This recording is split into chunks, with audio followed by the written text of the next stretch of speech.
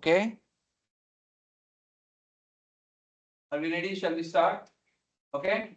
So whether you have not used MATLAB before or you have used MATLAB before, uh, at least initially just do along with me and then you can do on your own. Okay. So to start with in MATLAB, suppose we are trying to do the Newton-Raphson method, which by now you know how it works. So you start with an initial guess, and then you have to define a residue and this tolerance. That is, you have to check the residue whether it goes below a certain threshold, which is what I call as tolerance. And then I have a counter for iteration. Okay. So let me run through my program once, and then you can start building it on your own. So what I have here is, can you please settle down quickly? Settle down. Yeah.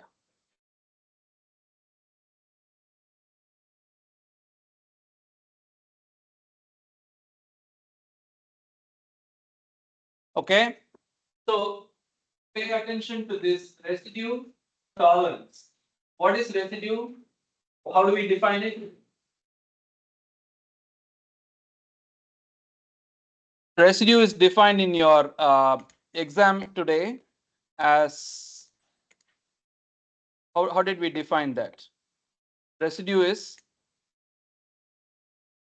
new divided by old minus 1 absolute value. Right? That's how we defined it. When I am starting the loop, I don't have a new value. I just have one guess value. So I'm just going to arbitrarily set my residue to 1. Because I want my residue to be a number less than 1 eventually. So starting at 1 seems okay. And I want my residue to hit a level that is below the tolerance, which I select to be 10 power minus 6. Okay, you can set it 10 power minus 3 or 10 power minus 12. It is just a choice. Okay, it's a choice.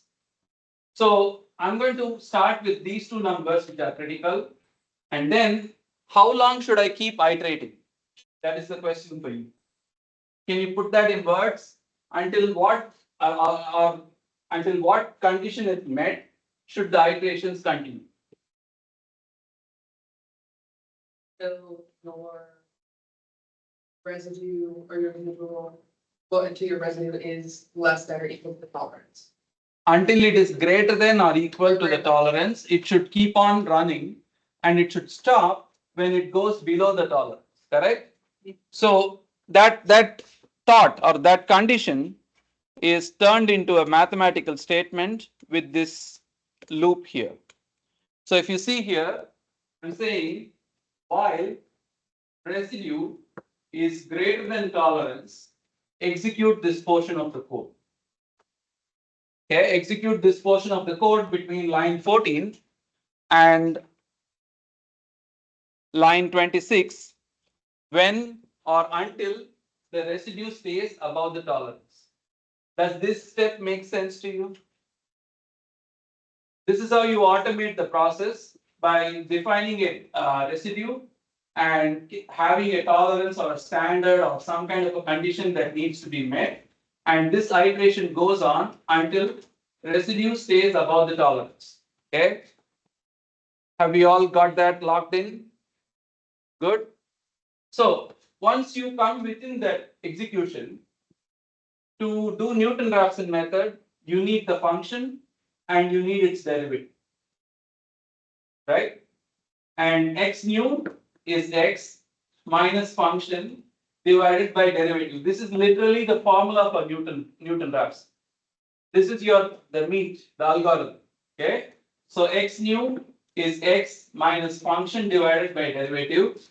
And then once I compute x new, don't try to do it now. I'll give you time. Just listen.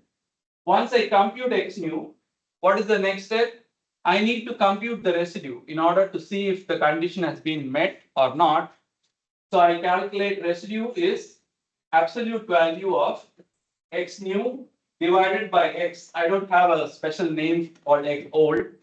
X is just my current or old, whatever you want to call it. So absolute value of x new divided by x minus 1. So this is my updated residue. Okay. And then after I update my residue, I swap the values. That is, I have to make the old or I have to make the current the new value. That is, I do a swapping. And just to keep track of how many iterations are running, I keep an iteration counter. So it's basically like a clicker. After every iteration, click, like increase by 1. Okay. So this piece of block that is between lines 14 and 26. This is the implementation which runs until your residue stays above the tolerance. Okay. So if I just run this, okay, if I run this,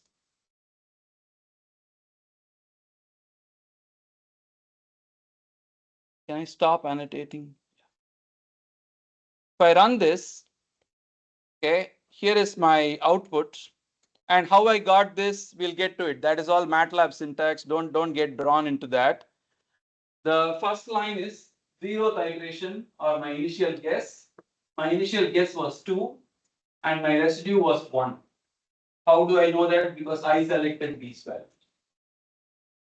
After the first iteration, my x value came to 1.7474. My residue was 12.1263.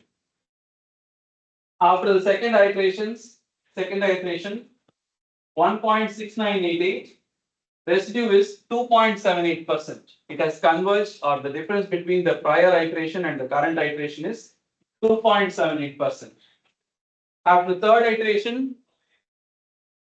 so you may notice that it's just showing the same thing almost, but it's going down. The residue is going down. What does that mean? Residue going down means you are getting closer. But over here in the second column, there are only 4 digits and they are the same. So is this 6968 and this 6968, are they the same thing or not? They're not. They're not. If they are not, what are they? One of them should be greater than the other. They are greater. Yeah, you want to say something? It's a rounding.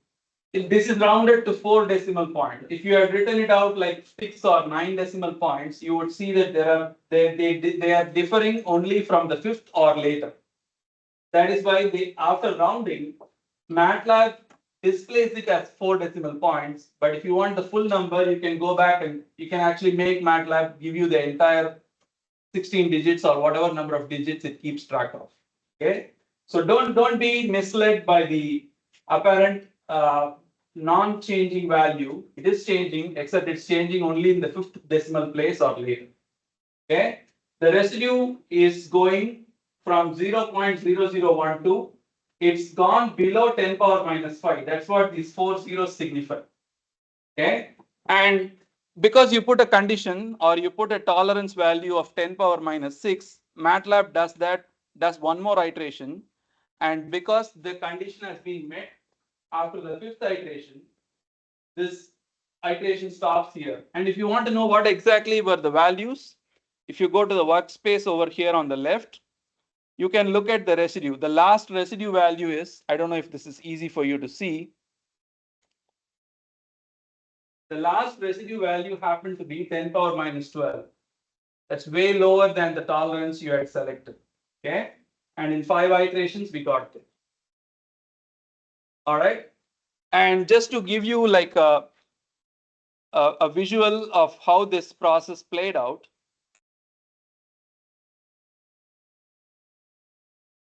So, oops. So this is this graph here shows the residue as a function of iteration number. So for the first iteration, it was close to 1. I don't know why it's not exactly 1, but within 5 iterations, it went way down.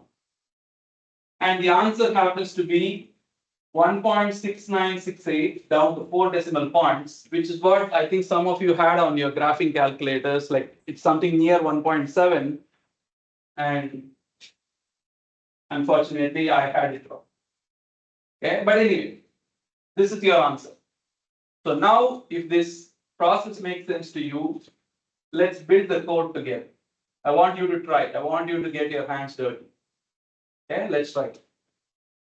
So I'm going to not show this, but I'm going to build it with you. So first two lines, if you are not a MATLAB expert like me, CLC and clear is basically to clear the workspace and clear this command window. Okay, so you can just copy what I have there. So CLC clear. Okay, and then you want to write your initial guess. Let's say our initial guess is 1.0, and you put a percentage sign, and you can type any text you want, which is good programming practice. You just want to add comments to your program so that later you can make sense of what you did. And you will almost never work on programming projects as an individual in a real world setting. If you are in an engineering company, programming is always done in huge teams. So your partners, your colleagues, they should be able to read your code. So you should have enough documentation or comments on it. Just good advice, good practice. All right, you have your initial guess. What is next? You want to give an initial value for the residue, which we'll say is 1.0. Initial value taken. Okay. And to what tolerance do we want to work with? Until what tolerance do we want to keep iterating? You can pick any number. Anything that is reasonable. Like, let's say we'll do 10 power minus 10. This is depending on your application. So the favorite application I give as an example for picking very high tolerances is, suppose you are taking up a job as the person who should predict whether a given meteor will come towards the Earth or will just fly by the Earth. Suppose that's your job. Okay, it's like you're the guy in Armageddon who made the prediction that this asteroid is coming for us, so that they can go and nuke it. So asteroids travel long distances. That's where the word astronomical distances come from, right? It's huge distance, millions and millions of kilometers, and So if you made an error and you chose the tolerance for, let's say you draw a trajectory for Earth, and then you draw the trajectory for this asteroid going by, and you made a tolerance to, or you made like a calculation of where in space these two curves are going to intersect. And if your tolerance is, let's say, only 10 power minus 3, that is, your answer is down to only 3 decimal points. The problem is these objects travel millions of kilometers. So your 3 decimal points, if it multiplied by a 10 power 6, can be an error that is thousands of kilometers. You see the problem here? 10 power minus 3, if you are down to, like, if you are predicting 100.001, and then you multiply that by 10 power 6, you can see where that error is going to accumulate. So this tolerance is a very subjective thing. You have to select it carefully depending on what you are working on and how precise the answer needs to be. If I ask you the time now, what will you say? 12? Sorry, louder please. 12:20, good enough, right? You don't have to say it's 12:22 and 45 seconds because that extra information is irrelevant to me. But if you are launching a rocket, it's very relevant, right? So it's a very subjective thing. So there is no universal value to this. That's the long story short. All right, 10 power minus 10. Next what? Yeah. Stating it has a value, or is it actually like, you know how x is equal to 1? Yeah. Is x is now equal to 1? Yeah. Residue is equal to 1. Okay, you're asking, are these values like frozen or are they dynamically updated? Is that your question? Yeah, like on I guess on my side, it's saving as a value, right? Where I guess my question would be like your residue, you didn't put a semicolon and it didn't repeat. Oh, that semicolon is just to whether you want to display that valued when you run the program in the command window or to not display. If you put the semicolon, it just suppresses the display. Okay, so right now X is a value and residue is a value, so Yeah, it's not like a formula. it's not a formula. Yeah, it's not a formula. Today, I'm not going to do formula. I'm just going to make it very simple to focus on our. This is the first time, right? So, all right. So we'll also start an iteration counter and say this is 0, denoting the initial guess. Okay. Now you tell me what is the next step. What is the condition on which this iteration has to be performed?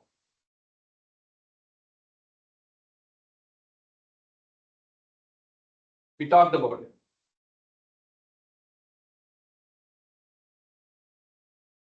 Yeah. Say it. Doesn't it have to be an array? What has to be an array?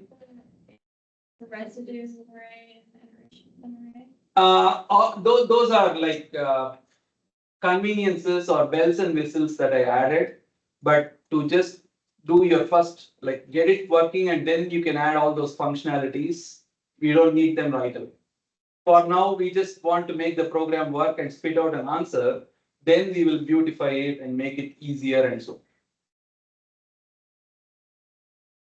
I want you to tell me what should I put here. While, what is the condition?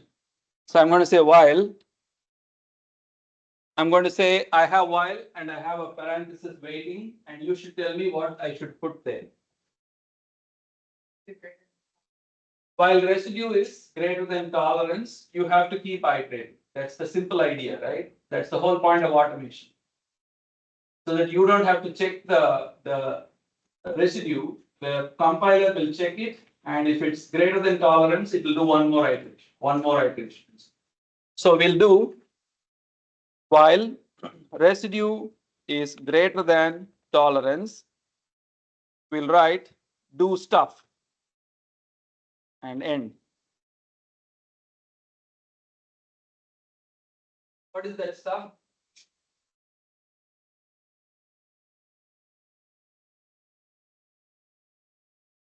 You need to so recall, what is Newton-Raphson method?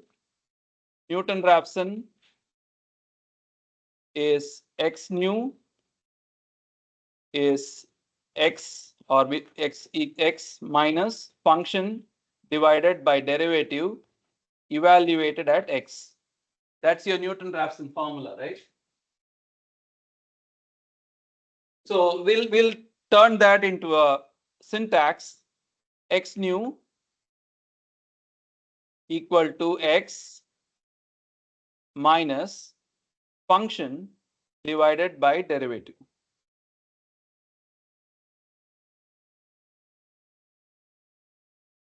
Nice and easy.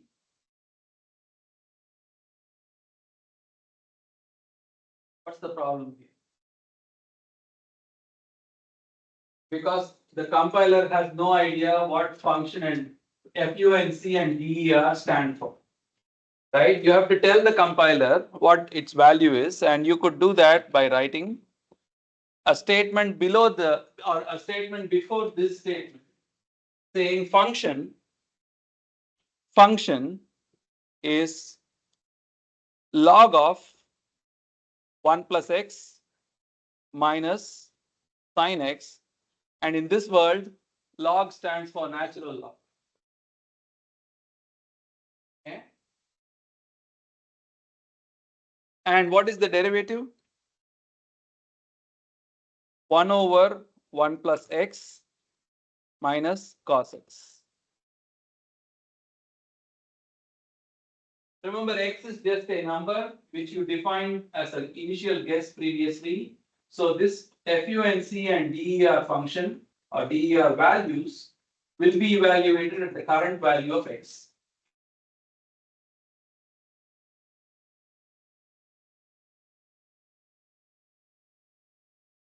Are we all together? You are with me so far until 9:15? Yes? Santiago? Yes? Okay. What is your name? I keep forgetting. Evan? Are you good? Okay, where are you caught up?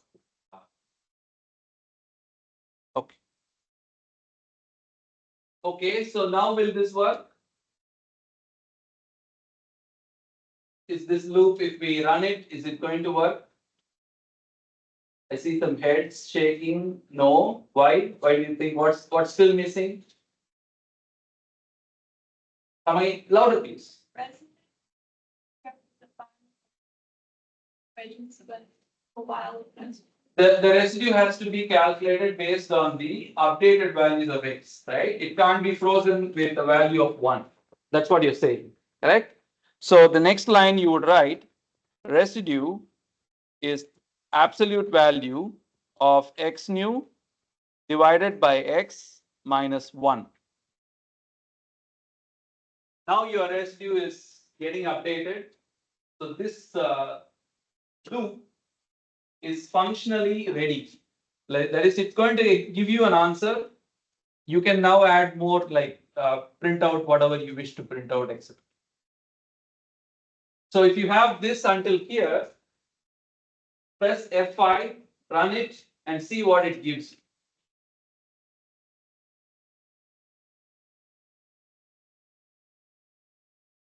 I won't do it. I know my program will, like, that's not the point. You should get yours to work.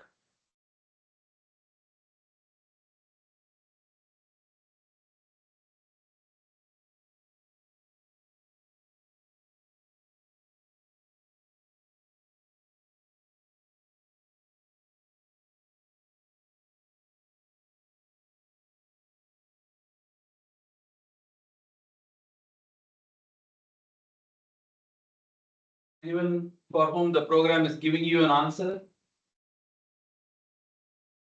you can tell me if you have an issue. I can try to help. You need to put end after the residue array. Yeah, you can put in try. So that it gives you some error, so you need to fix those. Oh yeah, I think you did that, but I missed it. We have to swap the values, don't we? After the residue has been calculated, we have to write x equal to x new. Otherwise, the value will never get updated. Yeah.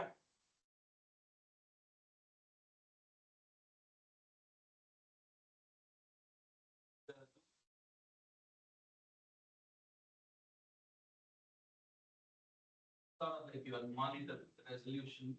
Yeah. But I'm At least one end is missing. So it's exactly telling you what is the problem. If you add an end, E and D, it will work. Right. Type E and D. Is anyone getting an answer out of your program? You are getting? Okay, good. Are you? Or you have a question?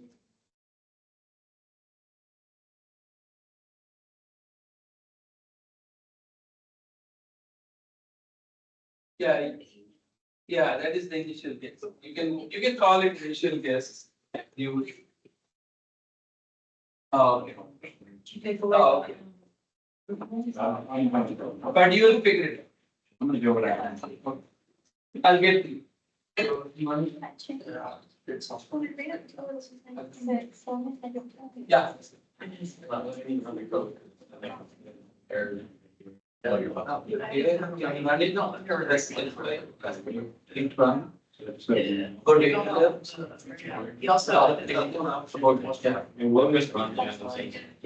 Blank plus one.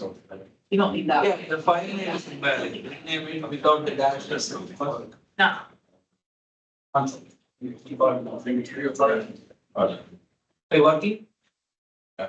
It's just not a public. No, I mean, what is your X value? What is your, after all the iterations, what is your rule? It's. Yeah.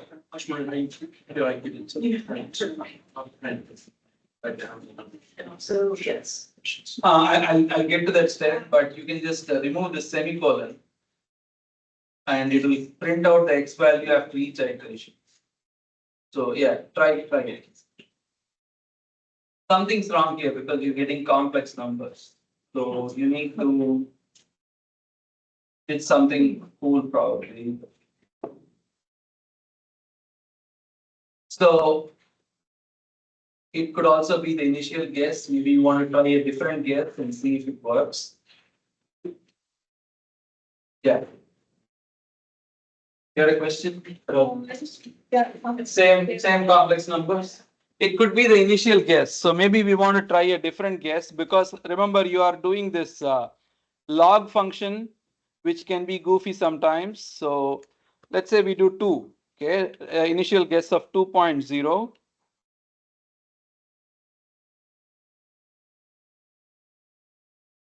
If I run this, I'll say NR class version. I'm getting, what am I getting? So for 2, I'm getting a root of 1.6968. If you see in the bottom left here, 1.6968. Is your programming working now? So it's in Newton-Raphson is a great method. It converges very quickly, but if you give the wrong guess, it can give you some really nonsensical values. Okay. So is everyone able to get their program to work? Yes, back there. Oh, my,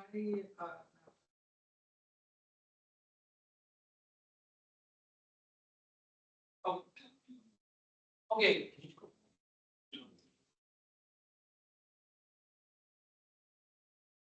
Okay, all the way to the bottom. Here.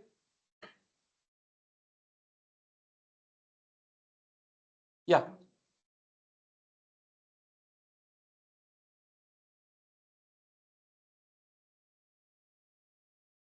This surface or remove this semicolon, it will start printing a root as such. Now I'm not this all. Yeah, it came out. 1.69. So, you would have. So you would have you got your program to work, and I'm going to post my MATLAB script on the Canvas page, so you can look into how I add iteration arrays and how I do the plotting. MATLAB is one of the simplest languages that you can learn because the documentation is really excellent. If you don't know something, just literally type it in the help box. It will tell you how to do. Okay.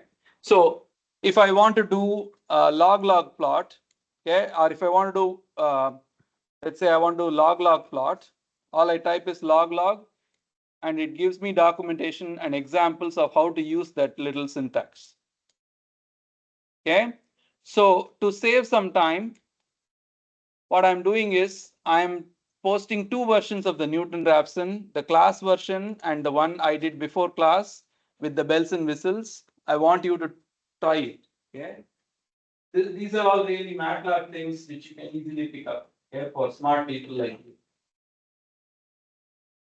Are we all good here? Good. So now let's try bisection.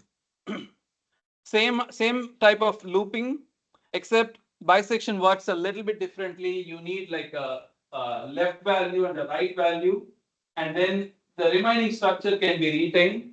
So here's how I would begin. I would open a new file. I would try to copy all the things that are used in the Newton-Raphson, but you know the differences. What is the first difference between bisection and Newton-Raphson?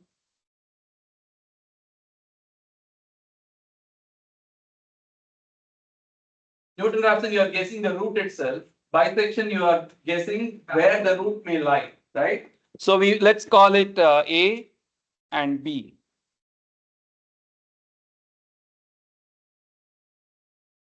Left value and right value. So that's where we start the process. The ideas of residue and tolerance still there, but residue is defined a slightly differently. So you can start with 1.0. Okay, we'll start there. What is the big difference in the way you think about residue for bisection and residue for Newton-Raphson? In Newton-Raphson, tell me, yeah, you have it, jump equation. It's a different equation. In Newton-Raphson, you are checking how X value is changing from iteration to iteration, new divided by old. In Newton-Raphson, you are checking how far apart are A and B. If they have gotten so close, then you can stop iterating because practically they are the same value. It's like splitting hairs at that point. Okay, so you can leave this. Yes, you mean in this? Sure, we didn't like it will tell you how many iterations were expended and so on, which I'll post this file where I have the iteration array and at the end of it, it'll give you a beautiful plot for you to look at. So I want you to try this at home because I want to save some time and get going with bisection. Okay, we have like less than 10 minutes now. So, okay, while this structure here, while residue greater than tolerance, that is still true, but when we define residue is going to be different. It's not the same as Newton-Raphson. Okay, so bisection method, x0 is a plus b divided by 2. That is the core of bisection method, right? Take the midpoint of a and b for the next iteration, right? So we want to calculate the value of the function at a, that is log of 1 plus a minus sine a. And we don't need derivatives, so I'm just going to write the function evaluated at b is log of 1 plus b minus sine b. Okay, and x0 is a plus b divided by 2, and I'll write function evaluated at x0 is log of 1 plus x0 minus sine of x0. I'll say bisection classroom version.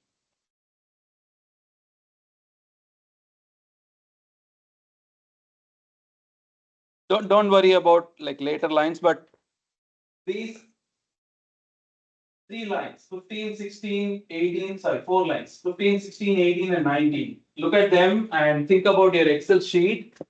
Then we are doing that step where we get the function value at a, b, and x naught.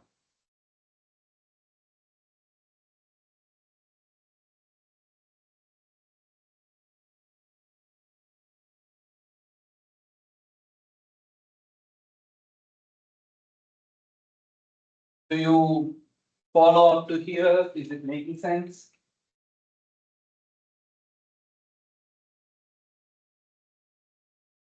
Yeah. Okay. All right. So now, now comes the tough part. How do you update your A and B values over to the next step or next iteration?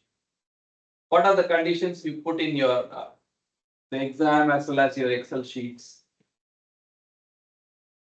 You want to tell something? Say. I know you are like you have an answer waiting. I know. Come on. I'd say it's if the If the value of the function f of a, f of 0, okay, is greater than. you can do either or. Yeah. So if it's easier for us to visualize this, if the product is less than 0, what does that mean? It means the root lies between, if this is less than 0, I'm going to add, it means the root lies between a and x naught. Right? That's what it literally means, right? Which should mean what? Which should mean the x naught should become the new right value. X naught should become the new b, or you should write b equal to x naught. End. if the root lies between A and X naught, then X naught should become the new B value. That's what I put here. If it's the other way, if function of X naught times function at B is less than 0, it means the root lies between X naught and B. Okay. In that case, your A value should become X naught and B value can remain the same. These thick lines are really the method.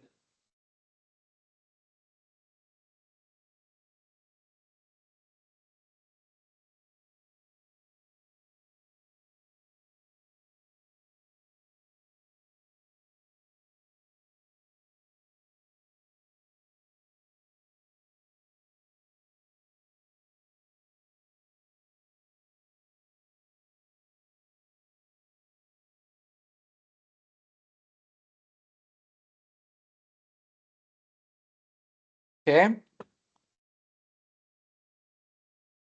It's almost 12:45, so pardon me if I'm a little bit rushed here. All right, you did this, you got your new A values and new B values all updated. So if you look at this segment between 21 and 23, you are updating B, which means A will remain the same. You don't have to say it, it's just true. It's already there, whatever it is, it won't be changed. Between 24 and 26, you are updating A and B remains the same. You don't have to say it. You don't have to say B equals B. That's obvious, right? You don't have to say it. So now you have to compute what is the distance between A and B. Is it shrinking or is it not shrinking? You have to figure it out. And you do that by writing residue equal to absolute value of A divided by B minus 1 and no.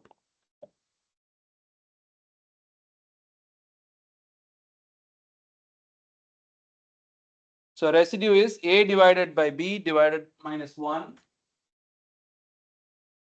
And are we ready to run this and see if it will work? I'm going to print out my A and B and residue just to see how they trend. I want to see the trending. Okay. Okay, moment of truth. Let's run this. Hey, it works. Wow. Okay. So we started with guess values 1 and 2. It became 1.5 and 2, 1.5 and 1.75. And as iterations went by, we zeroed down on 1.6968. And you can see on the left here, the tolerance, the residue went down to around 10 power minus 11. Okay, so we set a tolerance of 10 power minus 10 in I don't know how many iterations, but you can easily count that. But the final residue is 10 power minus 11. That is this 1.6968, which is A, and this 1.6968, which is B, differ only in the 12th decimal point. Okay, so all right, so you have two programs that are giving you the solution to the exam problem, the botched up exam problem.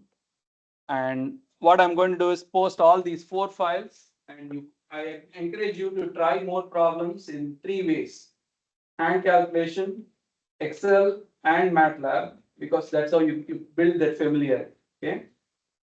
So this wraps up our discussion of module 1.